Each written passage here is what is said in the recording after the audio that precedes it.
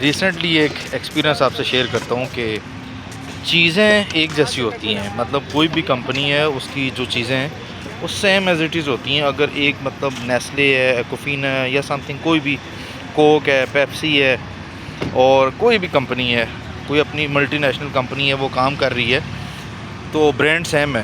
اگر وہ original brand کسی ایک عام علاقے میں, فار ایگزامپل کراچی کے کسی اندرون علاقے میں, کسی گلی محلے میں, لانڈی کرنگی یا سم تھنگ جو اندرون ایریا ہے کراچی کے, وہ اصل برانڈ وہاں پہنچتا ہے, اس کی ویلیو کیا ہوگی, مطلب جو ریئل قیمت ہوگی 50-60 روپیہ, جو بھی اس کے ریئل قیمت ہوگی ایک بوتل کی وہ ہوگی.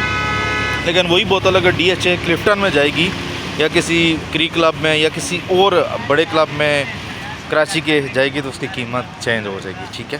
ریسنٹلی اسی طرح اسلام آباد میں میرا ایک تجربہ ہوا ہے کہ ایک واٹر بوٹل ایک قیمت اس کی ایک عام, میں اب نام نہیں لوں گا, مینشن نہیں کروں گا, لیکن میں نے ایکسپیرینس کیا ہے کہ کل ہم G5 میں ایک فنکشن میں گئے تو ہمیں موقع یہ ملا کہ وہ بوٹل ہمیں پانی کی جو ایک ریگولر بوٹل ہے وہ ہمیں 500 کی ملے گی, اور وہی بوٹل ہمیں باہر 50 روپے کی ملتی ہے. تو ہم پوچھتے ہیں یار کہ 40 کی نہیں ہے.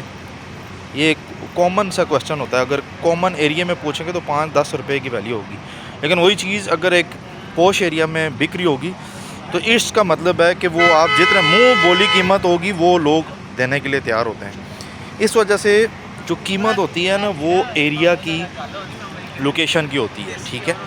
اور آپ بس سمجھ سکتے ہیں کہ یہ جو سیل پرچیز والے لوگ ہوتے ہیں وہ کس طرح اس کو مارکیٹنگ کر کے اس جگہ تک اپنی پروڈکٹس کو پہنچاتے ہیں. تو مطلب اپنی ویلیو بنائیں بھائی. ٹھیک ہے. جگہ کی ویلیو بنائیں.